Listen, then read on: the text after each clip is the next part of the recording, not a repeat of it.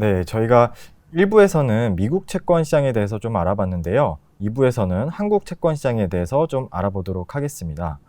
최근에 이제 한국 성장률의 전망치가 계속 하향 조정되면서 금리 인하 기대감은 유지되는데, 추경에 대한 이슈가 나오면서 장기채 금리는 또 상승하는 그런 흐름이 계속 나타나고 있습니다.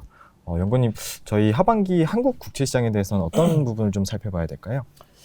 사실 올해 한국 시장을 보면 되게 오랫동안 저희가 주장해왔던 한국 경기가 너무 안 좋다라는 이야기들이 현실화가 되고 있어요. 작년부터 저희 하우스가 가장 낮게 기준금리 전망을 내어놓고 있었고, 금리도 가장 낮은 타겟을 냈었는데, 작년에도 저희 타겟보다 금리가 낮아지고, 올해도 상반기에는 한번 저희 타겟보다 금리가 낮아졌었거든요. 그 이유가 뭐냐면, 일단은 한국 경기가 좋지 않다라는 생각에는 이제 모두가 동의를 해주시는 것 같은데, 반대로 그러다 보니까 심지어 한국은 사실 올해 조금 특이하게 새로운 이제 대선이 있었고 새 대통령이 나오면서 추가적인 재정에 대한 기대감이 몹시 높은 것 같아요. 그래서 지금 저희가 양가적으로 봐야 될 것이 경기가 안 좋다. 얼마나 안 좋냐? 두 번째. 그래서 나올 재정 정책이 과연 얼마나 셀까? 이 두 가지를 동시에 봐야 될 것 같은데, 우선 경기에 대해서 말씀을 드리면 사실 한국 경기가 몹시 안 좋다라는 이야기는 이제는 새로운 이야기는 아닌 것 같아요.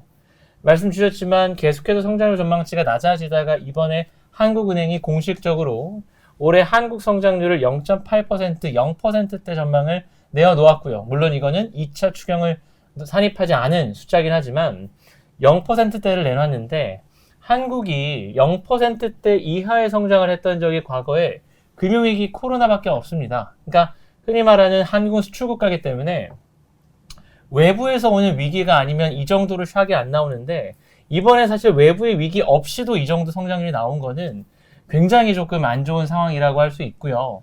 여기서 꼭 한 가지 강조드리고 싶은 게, 금통위 기자회견을 보신 분들은 아시겠지만 한국이 과거에 위기 때나 봤던 성장률을 기록했다는 부분에 대해서 총재께서 어떤 말씀을 주셨냐면, 그런데 예를 들어 2008년에는 한국의 잠재 성장률이 4%대였고 지금은 1.8%대니까 과거보다 0%대 성장률이 훨씬 더 충분히 가능한 영역이 있다.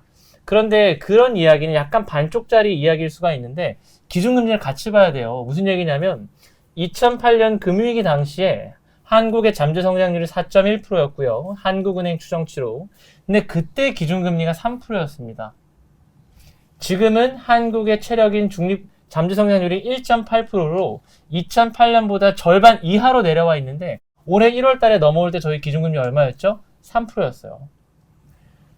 체력 기준으로 0%대 성장이 충분히 이제는 그때그때 나올 수도 있어 라는 말씀을 주셨는데, 그런 것 치고는 올해 넘어올 때 연초 기준금리가 2008년이랑 똑같았다고.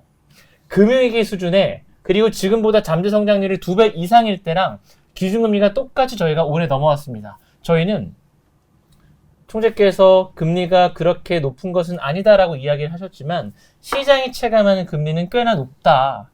적어도 그냥 단순한 비례식으로 잠재 성장률만 놓고 봤을 때 사실은 그때보다 절반 이하여야 되니까 기준금리가 사실 절반 이하도 이상할 건 없죠. 그래서 저희 생각에는 기준금리를 충분히 낮춰야 된다라고 생각을 하고 있고요. 특히나 이번 사이클에서 특징들이 좀 있어요. 그동안 한국의 경기가 안 좋다는, 수출이 안 좋다는 이야기고, 한국의 수출이 안 좋다는 이야기는 반도체가 안 좋다는 이야기인데, 이번 사이클에 뭐가 좀 특징이냐면 40페이지 오른쪽 봐주시면 지금 미국이 다른 국가들한테 관세를 부과하고 있죠. 우리나라도 미국이 제 두 번째 수출 대상국입니다. 문제는 뭐냐면 우리가 미국에 어떤 물건을 팔고 있냐? 1등이 자동차, 2등이 기계류예요. 합쳐서 40% 가까이가 자동차, 기계류고요. 그 얘기는 뭐냐면 가장 관세에 민감한 품목들이 가장 중요한 미국 수출 품목들이거든요. 그러다 보니까 어쨌든 관세에서 벗어날 수 없고, 어떤 일들이 벌어지고 있냐?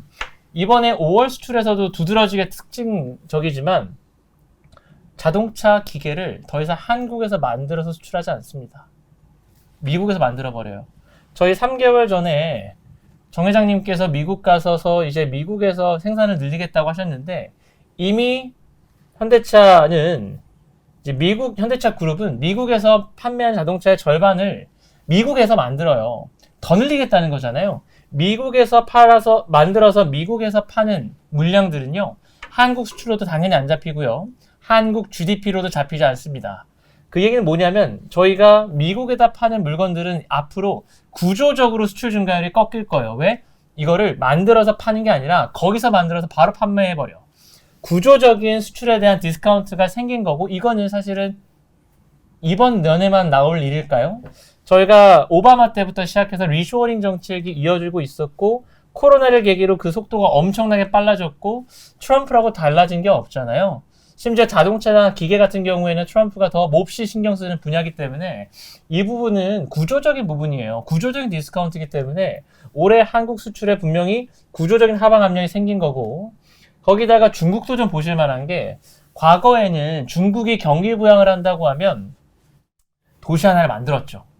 그러면 도시 하나를 만드는 과정에서 한국이 거기다가 수출을 할 수가 있었어요.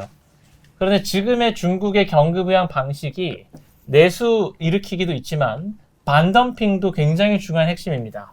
지금 보시는 42페이지 오른쪽 차트의 이 파란색 라인들이 중국의 수출을 물량으로 나눈 거고, 물량이고요. 옅은 색이 가격이에요. 물량과 가격 나눠보면 지금 23개월째, 거의 2년째 중국은 수출 가격을 계속해서 절하하고 있습니다. 그리고 물량만 늘려요. 전형적인 반덤핑 전략이죠. 지금 미국과 중국의 무역 분쟁으로 핵심이 뭐냐면, 최근에 ECB 같은 데서 어떤 보고서가 나오냐면, 야, 미국과 중국의 무역 분쟁이 유럽한테는 심각한 디스인플레 압력으로 작용할 수 있다. 왜? 중국이 미국한테 팔던 물량들을 어쨌든 다른 판로를 뚫어야 될 텐데 그게 어디로 오겠냐? 유럽으로 넘어올 확률이 제일 높다라는 거예요. 흔히 말한 만덤핑으로 인한 중국의 디스인플레이션 압력 수출이 있는 거고, 한국 입장에서 뭐냐면 저희가 원래도 중국과 경쟁하는 산업들에서 중국의 단가가 싼 게 핵심이었는데 더 싸지는 거고, 사실 개인적으로는 중국이 유럽의 판로를 넓히면 한국 입장에서 유럽은 세 번째로 큰 수출 대상국이기 때문에 그쪽에다 중국이 반덤핑한다라는 건 한국 입장에서 대유럽 수출이 악화될 수도 있는 부분입니다. 그래서 지금 저희 생각은 어쨌든 시장에서 생각하는 거 이상으로 조금은 구조적인 수출에 대한 디스카운트가 있다. 그래서 0.8%대 성장이 나오고 있는 거라서 굉장히 경기가 안 좋은 건 팩트인 것 같고요. 거기다가 최근에 소비도 봐주시면 되게 재밌는 게 43페이지 오른쪽이 통계청에서 발표하는 실시간 데이터예요. 주간 단위로 카드 사용량인데 올해 들어서 유난히 서비스 소비 쪽에 지독한 악화가 확인되고 있어요. 처음에는 이게 정치적인 이벤트 때문이냐, 그 이후에도 계속해서 급락을 했거든요. 그래서 굉장히 내수도 안 좋고 수출에 대한 구조적인 디스카운트가 있는 상황이라 경기가 몹시 안 좋다라는 건 팩트인데, 이 말씀을 왜 드리냐면 추경이랑 같이 말씀을 드리고 싶은 게 뭐냐면 이런 거예요.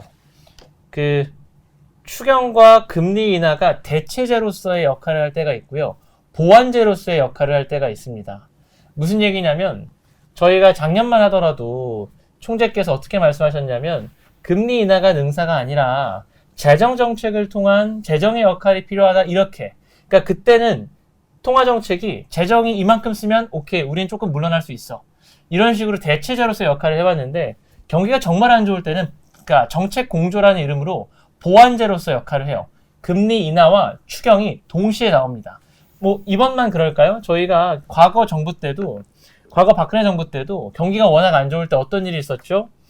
그때도 우리나라 지금보다 국채 발행 규모 자체가 절반도 안 됐을 때 지금으로 따지면 거의 그러니까 비례식으로 40조 가까이 되는 추경을 하면서 그때 최경환 부총리가 주도하는 엄청나게 강력한 통화정책 완화 사이클도 엮였어요.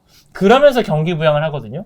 경기가 적당히 안 좋을 때는 통화정책과 추경이 대체제인데요, 정말 안 좋을 때는 보완제로서의 역할을 합니다. 그래서 추경이 엄청나게 강력하게 나오니까 금리 인하 횟수가 크게 축소될 수 있다라는 생각은 개인적으로는 조금 나이브한 생각이에요. 그거는 성장이 그래도 어느 정도 나올 때고요. 지금은 어쨌든 0%대 성장을 하느니 공식적으로 이야기를 하고 있고, 대규모 추경을 해서 1%를 만드냐 안 만드냐 싸움이기 때문에 여기서 야 추경하니까 금리 인하 많이 안 해도 돼, 이 얘기는 사실 조금 동의하기 어렵다라는 생각이라서 최근에 한국 10년물 금리가 대선 전후로 해서 굉장히 공격적인 추경을 근거로 해서 2.90까지 올라갔어요. 저희가 과거에 보면 금리 인상 사이클, 인하 사이클이 끝나고 싹 그냥 다 평균치로 내보면 기준금리랑 10년이 대략 7에서 80bp 정도 스프레드를 봤거든요. 2.90이라는 이야기는 이번 사이클, 금리 인하 사이클에서 터미널 레이트가 2.25%일 가능성을 일부 반영하기 시작한 겁니다. 무슨 얘기냐?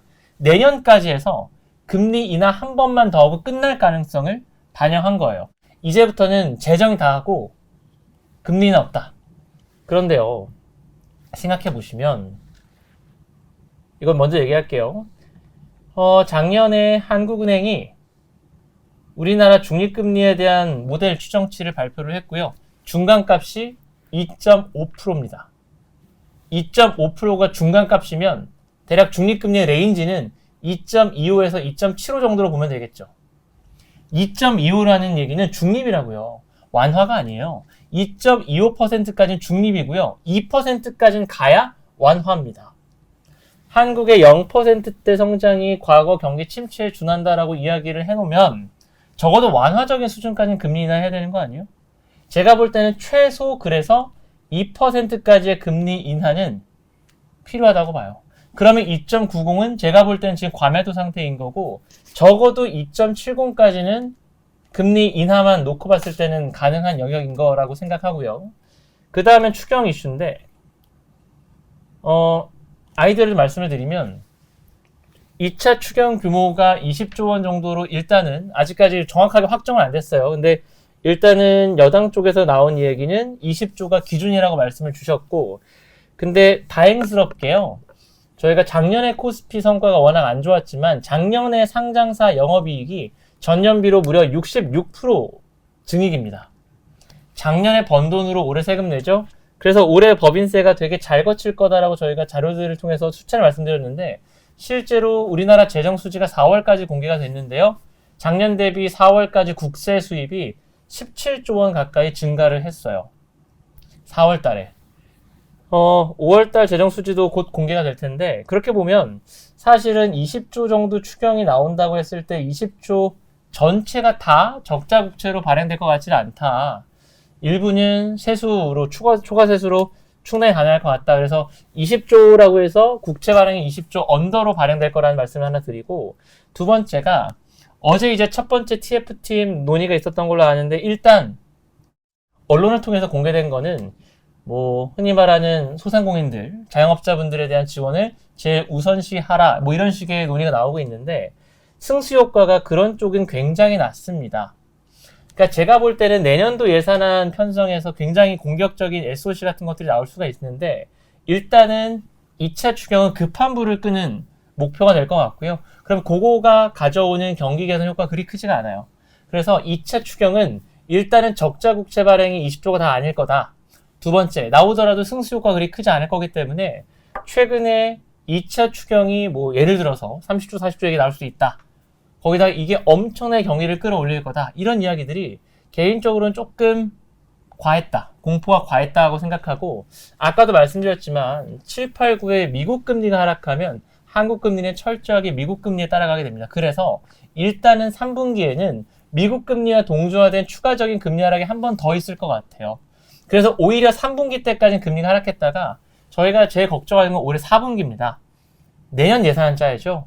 올해 12월까지는 어쨌든 이전 정부 예산이고요. 내년부터가 신임 대통령의 예산안이 되기 때문에 아마도 또 민주당이 국회에도 다수당이기 때문에 내년도 예산안은 꽤나 확장적일 것 같아요. 그래서 내년도 예산 짜는 과정에서 오히려 의미 있게 실제로 수급이나 경기 개선 기대감이 의미 있게 나오려면 4분기는 가야 돼요.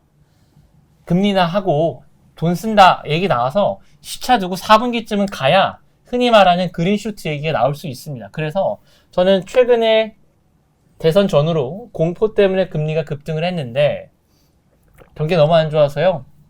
정책 공조가 필요합니다. 금리 인하를 확 덜해버려. 이건 너무 과다한 공포다. 두 번째, 2차 추경도 20조 언더로 채권 발행할 거고 승수 효과가 높지 않은데 배분될 확률이 높으니 공포에 사서 3분기 때 미국 금리 하락할 때 잘 팔고 4분기 때는 내년도 예산을 짜야 되니 그때는 조금 단기채로 피해 있자. 이게 저희들의 원화 채권 전략으로 말씀을 좀 드리고 있습니다. 네, 이렇게 한국 채권 시장에 대해서도 알아봤습니다. 이제 가장 인상 깊었던 부분은 이제 한국의 성장률이 굉장히 부진하기 때문에 이런 상황 속에서는 재정 정책과 통화 정책이 대체제가 아닌 보완제의 성격으로 같이 진행돼야 되기 때문에 현재 기준금리가 조금 덜 인하될 거다라고 그렇게 시장이 반영하는 부분은 좀 과할 수 있다. 이런 부분을 조금 강조를 해주셨습니다. 바쁘실 텐데 이렇게 시간을 내주셔서 다시 한번 감사 말씀드리겠습니다. 아닙니다. 네, 저희는 여기까지 마치도록 하고 다음 시간에 또 찾아뵙도록 하겠습니다. 감사합니다.